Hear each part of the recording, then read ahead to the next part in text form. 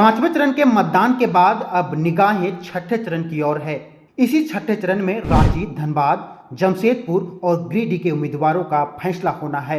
हम बता दें कि रांची, धनबाद, जमशेदपुर में शहरी मतदाताओं की आबादी अधिक है, जबकि गिरिडीह में ग्रामीण मतदाताओं की बहुलता मानी जाती है। आम रूप से शहरी क्षेत्र में मतदाताओं में भाजपा तो ग्रामीण क्षेत्रों में इंडिया गठबंधन की पकड़ मानी जाती है। रांची लोकसभा में शहरी क्षेत्र में मतदाताओं की बहुलता है, लेकिन इसके साथ एक बड़ी आबादी ग्रामीण क्षेत्र में भी रहती है, जहां ईचागढ़, सिल्ली, खिजरी इलाका ग्रामीण क्षेत्रों का है। वहीं रांची, हटिया, कांके शहरी क्षेत्र का है। इस हिसाब से रांची, हटिया और कांके विधानसभा में मतदाताओं की प्राथमिकता ईचागढ़, सिल्ली, खिजरी के मतदाताओं से अलग है। इसके मुद्दे अलग है, इनकी प्राथमिकता अलग है।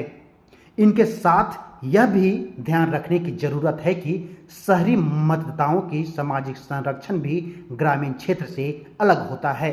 जहां शहरी आबादी प्रवासी मतदाताओं की बहुलता है, वहीं ग्रामीण इलाकों में आदिवासी मूल वासियों की बहुलता मानी जाती है। इस हालात में सिर्फ शहरी मतदाताओं के भरोसे रांची लोकसभा की सियासी मिजाज को समझना भूल होगी। इस हालत में भले ही रांची के मतदाताओं के बीच टाइगर जयराम की पार्टी से सियासी मैदान में उतरे देवेंद्र महतो की गिरफ्तारी कोई बड़ी सियासी मुद्दा नहीं है, और इसके साथ ही देवेंद्र महतो की एंट्री से कुछ बदलता नजर नहीं आता, लेकिन यही बात ईचागढ़, सिल्ली, खिजरी के मतदाताओं के बारे में नहीं कहा जा सकता। इस हालात में सवाल खड़ा होता है कि देवेंद्र महतो की इस सियासी एंट्री का रांची लोकसभा में चुनावी परिणाम पर क्या असर पड़ने वाला है। क्या देवेंद्र महतो की गिरफ्तारी से भाजपा प्रत्याशी संजय सेठ का नुकसान होने वाला है, या कांग्रेस उम्मीदवार यशस्विनी सहाय का रास्ता साफ होने वाला है। देवेंद्र महतो जेल में बंद हो, लेकिन जयराम की एक छोटी सी टुकड़ी आज भी ईचागढ़ और दूसरे ग्रामीण क्षेत्रों में जनसंपर्क अभियान को तेजी किए हुए हैं। खासकर ग्रामीण क्षेत्रों में कुर्मी मतदाताओं के बीच देवेंद्र महतो की चर्चा तेजी से हो रही है। हालांकि अंतिम दौर में कुर्मी मतदाताओं का रुख क्या होगा, अभी कुछ कहा नहीं जा सकता, क्योंकि यदि एक और जयराम की समर्थित कुर्मी मतदाताओं के बीच अपना जोर लगाते दिख रहे हैं, तो वह दूसरी ओर यासू प्रमुख सुदेश महतो की कोशिश इन कुर्मी मतदाताओं को भाजपा के पाले में लाना है।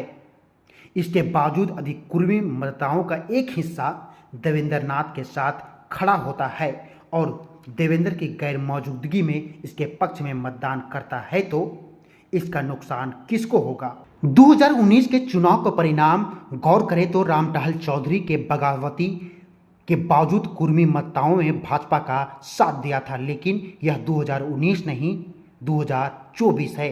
2024 के इस मुकाबले में भाजपा को कई मोर्चे पर संकट में देखा जा रहा है।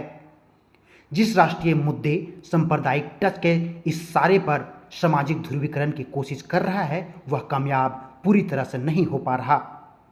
एक बार फिर से स्थानीय मुद्दे, जातीय आकांक्षा जोर मारता दिख रहा है। सामाजिक सियासी भागीदारी का सवाल उठने लगा है। जहां धनबाद में भाजपा के सामने अगली जाति की नाराजगी दूर करने को लेकर चुनौती है, तो वहीं रांची में कुर्मी मतदाताओं को साधने का संकट और इसी सियासी सामाजिक भागीदारी का सवाल के कारण रामटहल चौधरी को कुर्मी मतदाताओं को समझाने की नाकामयाबी हाथ लग रही है। कुर्मी मतदाता यह सवाल कर रहे हैं कि इन दोनों सियासी पार्टियों ने कुर्मी मतदाताओं को क्या दिया है। इसी सियासी दल ने 17% कुर्मी आबादी की सियासी नुमाइंदगी को देने की कोशिश की।